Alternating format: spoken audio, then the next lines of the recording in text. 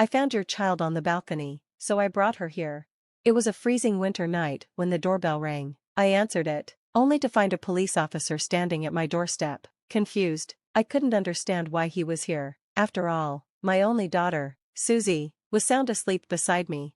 But then, I noticed the officer was holding a small girl, about 5 years old. Her lips were blue, and she was trembling from the cold. She's not my child. I don't know this girl. I tried to explain, but the officer looked skeptical. He suggested taking her to the hospital, but I couldn't shake the feeling of shock. The girl's hair was overgrown and unkempt, her clothes dirty and full of holes, as though they hadn't been washed in ages. Despite her appearance, she looked to be around Susie's age, but much thinner, almost frail. I stood there, wondering how this child ended up on my balcony. Who was she? Where had she come from? Little did I realize at that moment the chaos she would soon bring into our lives. My name is Janice, a 32-year-old office worker. I live on the first floor of an apartment that my parents gifted us, along with my high school sweetheart turned husband and our 5-year-old daughter. Susie, my husband, a company employee, frequently traveled for work, often stepping in for his colleagues even on his days off, leaving Susie and me home alone during his trips. That night, while my husband was away, and Susie and I were getting ready for bed, the doorbell rang unexpectedly. Peeking through the camera, I saw the officer. Perplexed, I opened the door, and he said something that left me frozen. I found your child on the balcony, so I brought her here. What did he mean? My daughter was safe, asleep inside. My heart raced as the officer's eyes widened in disbelief. But I was the one truly shocked. How had that little girl ended up on my balcony while I was asleep? I hadn't heard a single sound. The officer stood there, holding a girl who couldn't have been older than 5. Her lips were blue, and she was shaking uncontrollably in the freezing night air. It was so cold that it felt like snow could fall at any moment. She's not my child. I don't know this girl, I insisted, but the officer's eyes remained doubtful. After a pause, he said, I'm taking her to the hospital. The girl looked so cold, so pitiful, that I hurried to grab a warm blanket from the back room. I wrapped her in it, hoping it would offer some comfort. Her tiny hands were icy, and she seemed to be holding back tears, biting her lips without making a sound. Her hair was a tangled mess, and her stained, tattered clothes were full of holes, showing no signs of having been washed for a long time. She appeared thin and pale, as if malnourished. My mind raced with questions. Who was this child? How had she ended up on my balcony? And why? The more I looked at her, the more my heart ached, thinking of a girl the same age as my own daughter, Susie, enduring so much pain. That night, sleep eluded me. My thoughts kept returning to the little girl and the mystery surrounding her. By morning, I was exhausted, but then my phone rang. It was my husband calling from his business trip. Has anything unusual happened while I've been gone? He asked. Well, yes, I replied. A strange girl was on our balcony last night. The police took her to the hospital.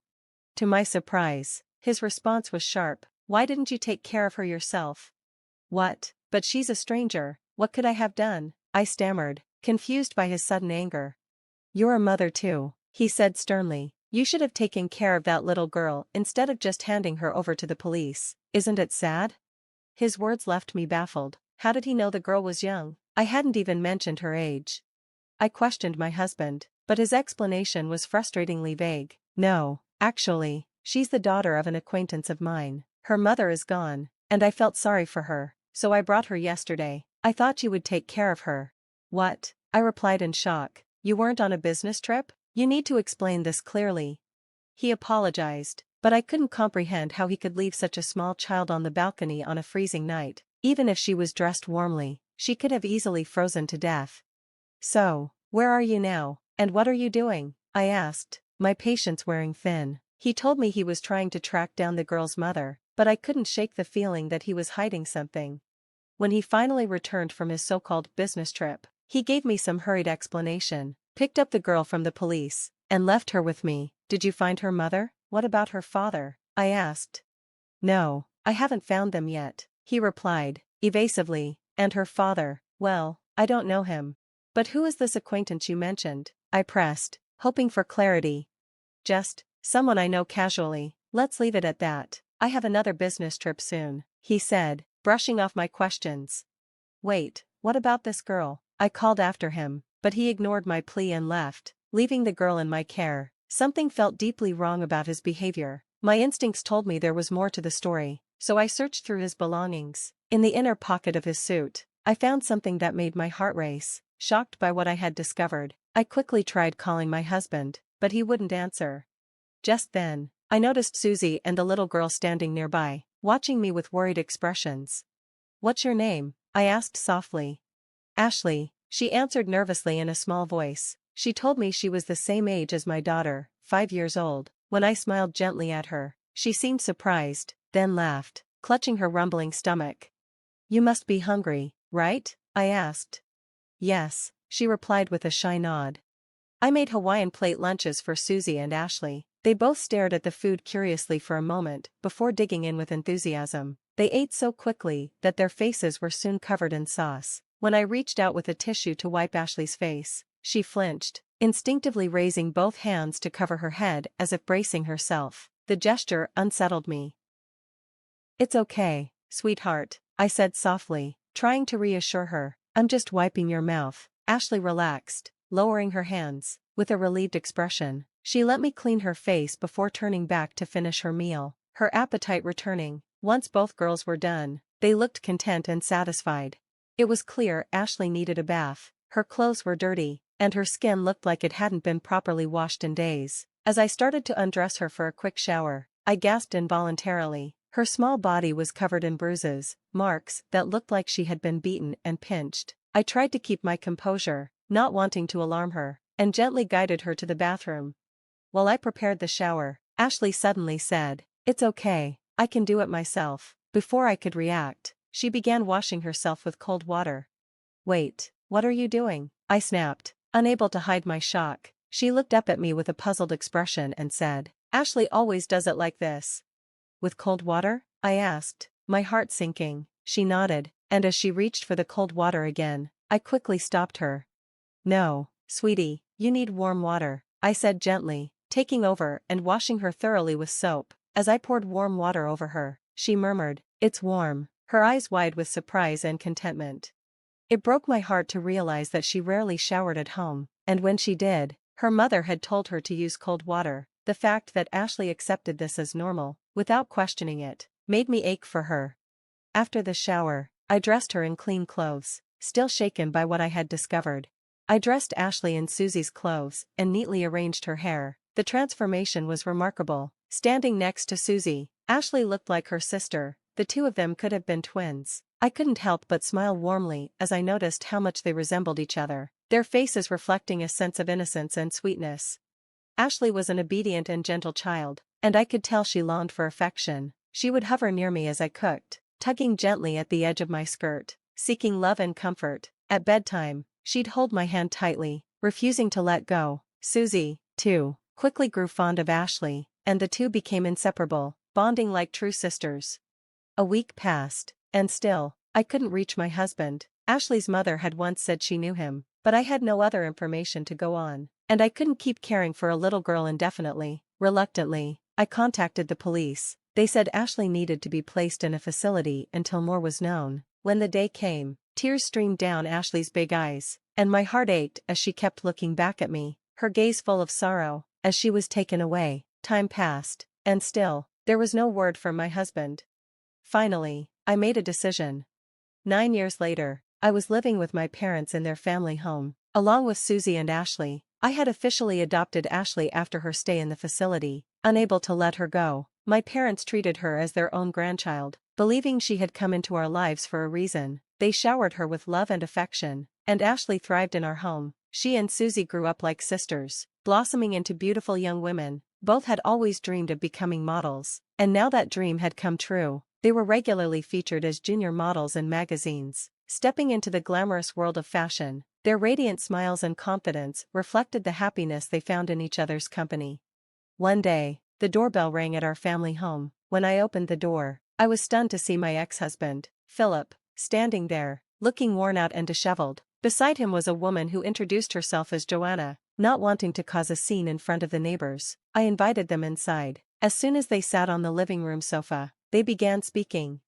"Ashley is my child," Philip said abruptly, as if those 9 years of silence meant nothing. There was no apology, no explanation for his disappearance. I let out a deep sigh, overwhelmed by his audacity.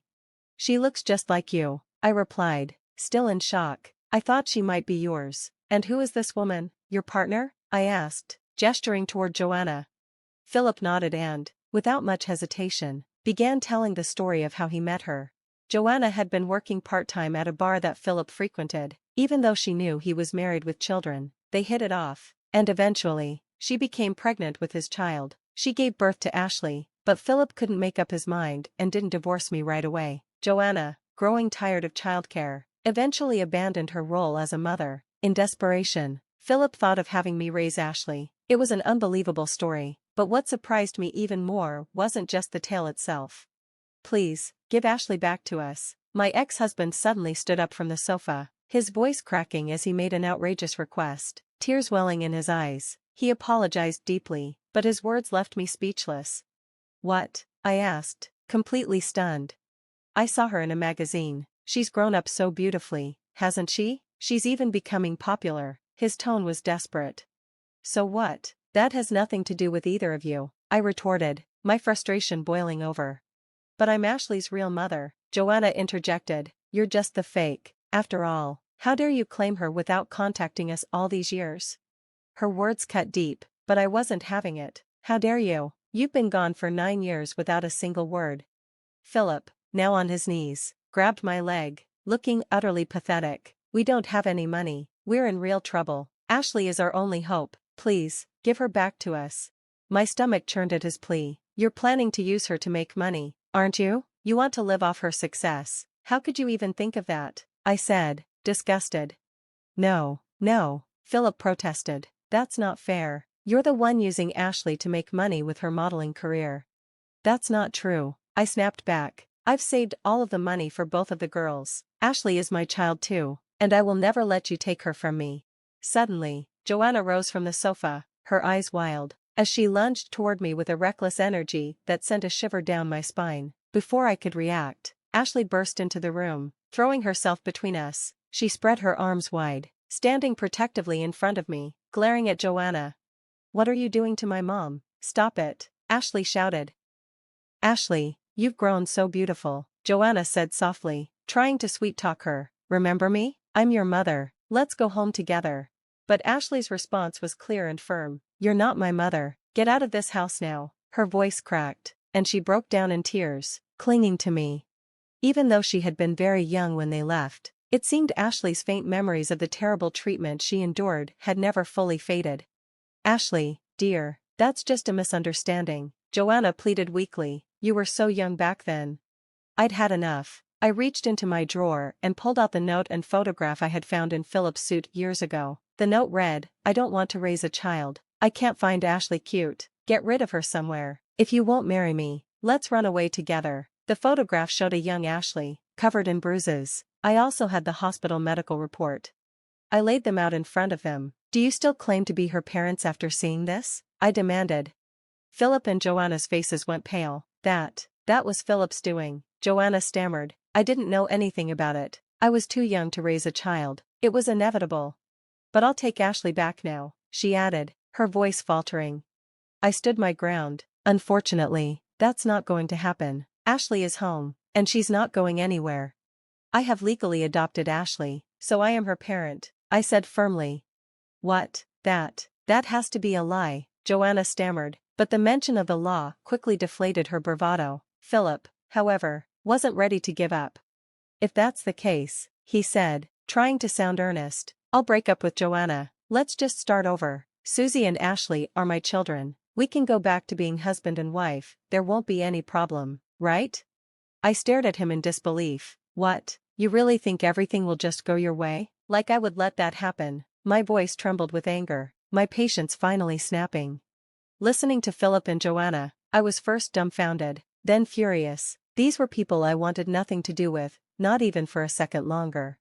I have more bad news for you, Philip, I said coldly. You and I are no longer married. What? His face drained of color. 3 years after you disappeared, I filed for divorce. The court granted it, I said, my words final.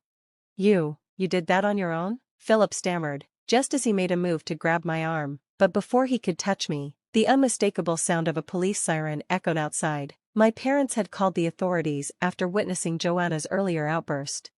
"The police are here," I said, feeling a wave of relief, "and I don't want to see either of you at this house again." Philip's face crumbled. "No, please, forgive me, I'll give up on Ashley, but at least lend me some money." His desperate plea only added to the disgrace, but I wasn't moved. Moments later, Philip and Joanna were escorted out of the house by the police. As they were dragged away, I silently vowed to make sure Philip would pay every cent of alimony and child support he owed. Cut off from their friends and family, I had no doubt they would continue to struggle, but as I watched them leave, I felt an overwhelming sense of peace. The turmoil of the past was finally behind me, and the little girl who once trembled in fear had grown into a radiant, confident young woman. Now, with my parents and my two loving daughters, Susie and Ashley, we could look forward to a future filled with happiness and dreams yet to be realized. We would live in peace, ready for whatever life had in store.